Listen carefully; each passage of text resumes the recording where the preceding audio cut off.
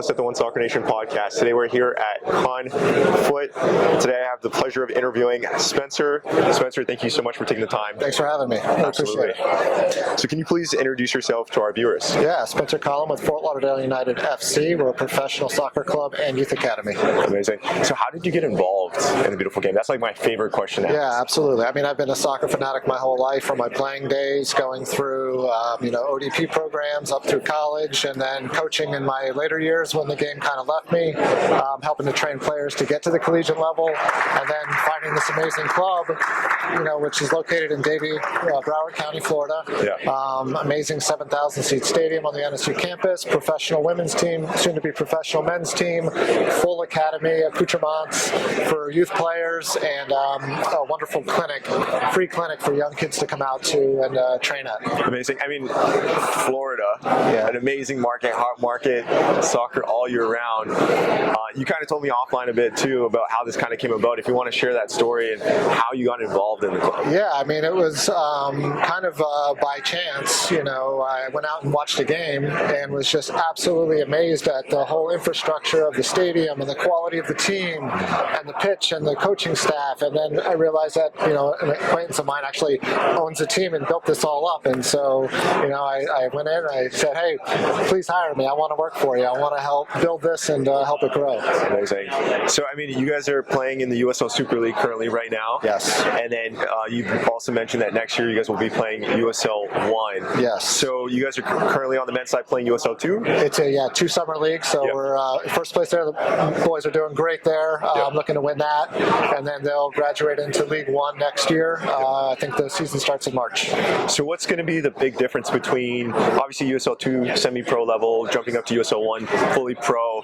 What's going to be the big difference and the big jump for you guys in regards to operations and then in regards to players? Are you guys going to keep the same players or change up the players? I'm not on the sporting side specifically, so that's a better question for the GM to kind of go through. And when you're in professional sports, you always know that there's changes, and you're always trying to achieve higher levels. And so it would be common sense that we're going to be bringing in some talent. But from the operational side, spreading the education that we're launching, working on all of the ticketing, season ticketing, working with our sponsors to get them ready for it. There's just so much opportunity now for our sponsors to really stretch their wings, between our women's team playing in the finals this Saturday in the Super League to our men's team launching in March. It's just, there's so much soccer going on. Amazing. This Saturday is the finals. Who are you guys up against? Tampa Sun. Right. Yeah, a big rival for us. We've played them 4 times this year. I think there was an even split going back and forth. But yeah, there's a little bit of bad blood, I think, sometimes in these games. But we love it because it's football, right? And it's a great challenge for us and for them. And we just hope to go out and play our best. Amazing. Good luck to you guys on Saturday. Thank you so much. And what does winning the Super League look like for you guys? What does that mean for the club if you guys were to win this Saturday? And what would that mean for the community? I think it just shows that, this is a club that was really, to me, the way they play is real football. And they stuck to that all season. They had some tough injuries that they had to battle through seasonally. But they've really stuck to just playing the game the right way. And I think it just kind of always goes back to, if you're doing things the right way, eventually it pays off for you. And I think that's a big, high five to all the coaching staff and to the kind of the theory of soccer for us, and to all the players that it's a long season. Absolutely. It's a long season. They battled all the way through, and let's go. One more. Talking about the fans and the community, soccer being a community asset, what have you seen, what kind of effect have you seen on the community having a club in the market? Absolutely. Fort Lauderdale? So there's kind of 2 different levels to it for me. So for the kids that are really engaged in it on a daily basis, the club level, looking to go on and play in college or professional, we now have a track for them and a really good opportunity for them to kind of go through the ranks, train with pros, watch pros play, learn it, see it, kind of understand it. You get exponentially better when you're in front of pros. Okay, so for them, it's a dream come true. Something I wish that was there for people my age back in the day. For newcomers to the game that really maybe didn't have access to soccer, we're providing that in our free juniors clinic. So some kids have never played before, and they come out for the first time and they fall in love with it, and we help them learn the basics of the game. And over the past couple of months, they've been getting pretty good, actually. So we're actually now able to recruit from our juniors camp and talk to the parents and say, hey, your kid's doing really well. Do they like it enough? Do you want to come over to the club level and really start to play a lot? Yeah. And so they do, and it's great to do that for the kids. Absolutely. The American market is pay to play model at a youth level, and you guys are doing something amazing, removing that barrier. Trying to, yes, absolutely. So, is there a plan to continue to expand on that? To allow giving more access to more youth kids, or is it more just something that you guys are sustaining at the moment and will change in the future? Just trying to get some more context around that. Yeah, again, that's a little bit above my pay grade maybe for full response, but I will say this. Our ownership absolutely loves us pushing the free clinics as much as we can. We went from, I think, 40 kids to 100 kids in a few short months of that, and we've got great leadership there. And then for the free tuition scholarship program for the kids that are going on to those pro tracks, I mean, that's what we want, right? And that's what he wants, and that's what kind of this community center of thinking is all about. It's if you're going to go on that pro track, let us help you and really help you develop yourself without being limited by your finance. Exactly. You mentioned it for yourself. You wish you'd had something like this back in your time. Same thing for me growing up in Canada. We didn't have a professional league to look up to. I was always looking outside of Canada. It wasn't until 2019 when I was 19 years old that we had the Canadian Premier League in Canada. So amazing. It's truly amazing for a professional club to be in a market. And I think for me, I'm interested to get your thoughts on this, you being a soccer lover as well. I think of the U.S. as a blue ocean. There's so many markets for soccer, professional soccer to go to and expand. What are your thoughts on that, especially, you guys being in USL? Yeah, I think one of the big things for me is soccer attracting the best athletes in America, and right now we're several tiers down in that pecking order. Programs like this help to attract more athletes younger and bring it to communities that have never had soccer before.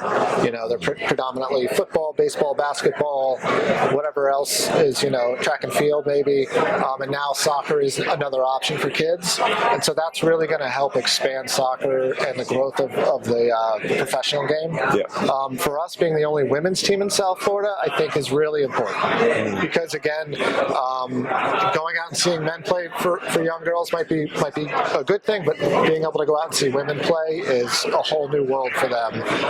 We also have a very open community from the standpoint of after the games, all the young fans go on the field. They get autographs from the players. They take pictures with them. They're updating their social media with it. And so it's a great community feel and very friendly, great atmosphere for families. Absolutely. Thank you for sharing that. We have huge events coming up. This Saturday, 2025 FIFA Club World Cup, 2026 FIFA World Cup, hosted by US, Canada, Mexico, 2028 Olympics in LA, and potentially a 2031 Women's World Cup. Let's bring it. What do you see that all these big events happening in America? What do you think? What is that going to do for your club? Yeah, so there's a wave coming. Everybody that I've spoken to in the soccer world has basically said just be ready for it because it's coming. And being able to have our infrastructure in place of our new 7,000 seat stadium on the NSU campus for all the games that we host, not for the World Cup, but for friendlies that are coming in, being able to kind of work off of the excitement. We saw it with Messi when Messi came in and all of the new people that got involved with soccer. We're going to see it again with the World Cup. It happened in the country in '94 when we launched the MLS in '95 with all of that extra, kind of love of the game. And it's going to be the same. It's going to be even more so because we've already got the MLS and the USL. Our league, USL, is growing rapidly. When you start to see all the teams on the maps, it's pretty amazing. It's pretty fun. But I just really like the fact that young kids that would have never played soccer are going to see these games. They're going to get entertained by it. They're going to say, Mommy, Daddy, I want to do that. And then we're going to have a club for them. There's lots of other great clubs in the area for them. And so we want to be a part of it, and we're going to be a part of it. Exactly. What about, the US, you mentioned MLS. It's been around for 30 years. Versus the EPL. It's been around for 100 plus years. What does the growth of soccer mean to you personally and for the club? What do you see in America? Do you see a lot, if you compare the map, the US map of soccer clubs from MLS, USL Championship, USL One, MLS Next Pro, etc. The amount of teams that are on the map versus the UK professionally doesn't even compare. So do you see a lot of growth in the US? I don't know. I haven't spent a ton of time trying to figure out like what on the professional levels what the growth is going to look like. So a lot of it comes down to, are we going to be able to attract top talent from Europe and grow talent in the States and from South America, of course, and Canada, right? So are they doing that better now than they did 30 years ago? Maybe, probably. Sometimes it's hit and miss sometimes, right? But the attention that's coming to the States with the Club World Cup, with the World Cup, and those players that it could attract could be really, really great for MLS, for USL. But I think it just really comes down to growing talent. You have to have systems in place so that we can utilize all of the people in this country and our big brother to the north, Canada, right, and Mexico and South America, because that's where a lot of our talent is coming from. And so you can't always spend the big bucks to bring everybody in. You have to be able to develop your own. And so having systems in place like ours, which I believe in, having free youth clinics, having scholarship programs, tuition programs for your top talent, and be able to grow your own players. Agreed.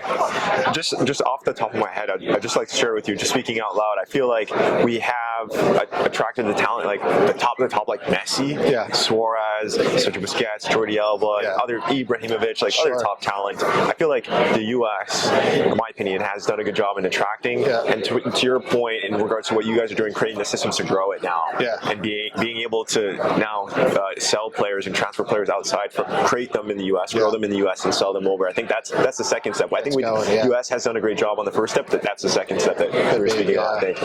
Absolutely. You mentioned you guys have a brand new 7,000 seat stadium. I love stadiums.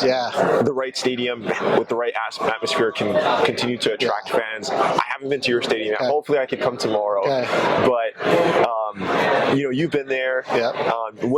Share a little bit of with people online. What is it like when people come into our stadium? It's something that nobody expects to see. Because they come in and what I've heard the most is, wow, this is a vibe. We've got a whole entire club VIP up top with the lights and the music going.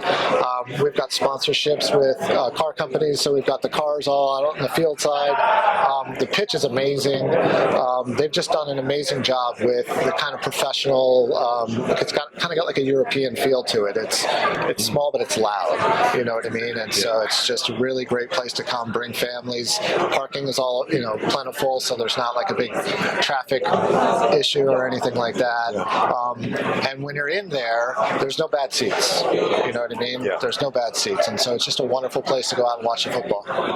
Amazing. Okay, so I wanted to ask you, what does your day-to-day look like? It's a lot because we are a professional sports team, so everything from the business side, operationally what's going on, are we in season with games that are at home versus away, and then of course, the direction that we're moving is very fast with fan growth, with sponsorship growth, with deliverables, with everything that we're doing operationally. So day to day is wearing a lot of hats, trying to make the right decisions and get a lot of work done in a short amount of time. Could you mention the hats that you wear currently? Sure. I mean, the main push right now for us, because we just kind of hit our summer session, is to really engage with our sponsors and kind of have our basic renewal discussions with what are we looking at next year. We're launching the men's team, so that's super exciting for them.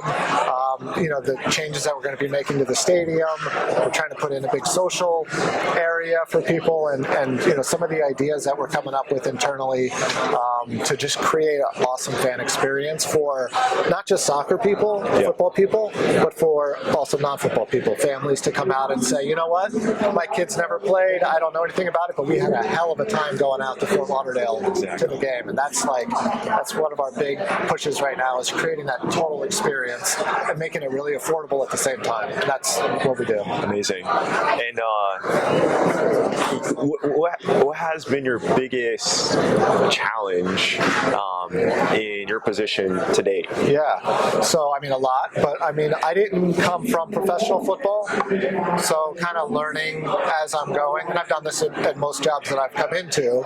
You know, you kind of you get thrown into the fire sometimes, and you just have to learn on the job, right? And so having conversations with families about why would they want to come to a soccer game, right? If they've never seen a soccer game before, right? You have to really put yourself in other people's shoes, because not everybody's fanatics. Where you just say, hey, we have a soccer team, do you want to come out? And you're like, yes, I'll be there. Right? It's educating them about the whole kind of community that we've built, why it's great for their kids, whether it's just from an entertainment standpoint, or also, you know, for me, talking to kids about the value of watching professional soccer.